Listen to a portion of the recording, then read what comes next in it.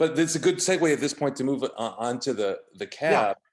And I was reading a few articles about Smith Madrone and about you, and one that I came across is from a friend of mine, Allison Levine, who wrote about you. I Oh, think sure. in 2000. I think it was either she wrote about you in 2000. I think she wrote about it was an article in 2014 about the 2012 vintage.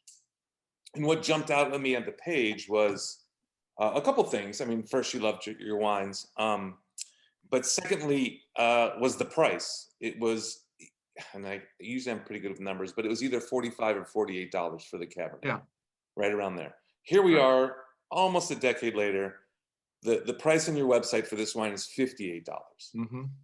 And I don't know about you, but I don't like being pigeonholed or characterized as one such thing all the time. But as I mentioned in the questions I sent to you, particularly when it comes around to your Cabernet, people say what a great value it is, how affordable they are. And that's true. I mean, still $60 is $60. It's probably not a Tuesday night wine for everybody.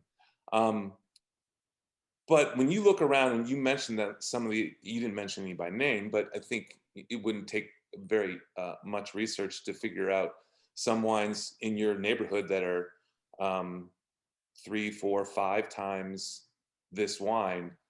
Why still, given all the Right. accolades that you've received and the support that you have from idiots like me, why is it still So inexpensive? yeah? Because my brother and I, when we started, had no money. And the idea of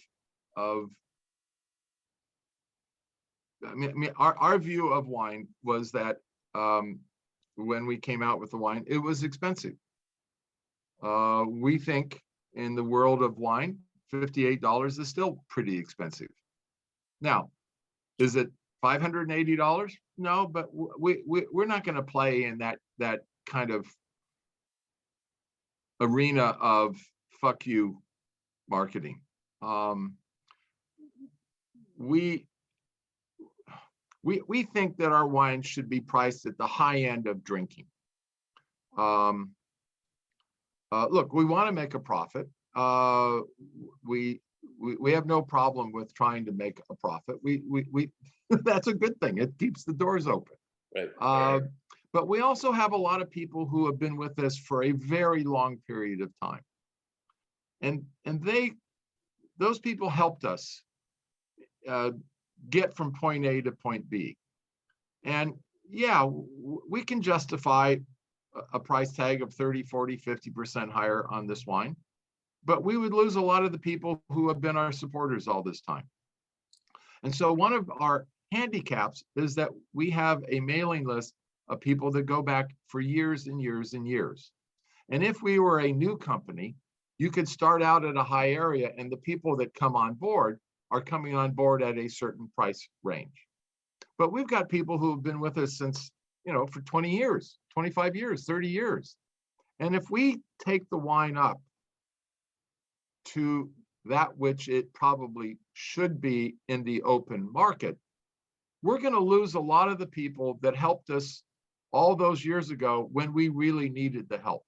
Right. And we just don't want to lose those people.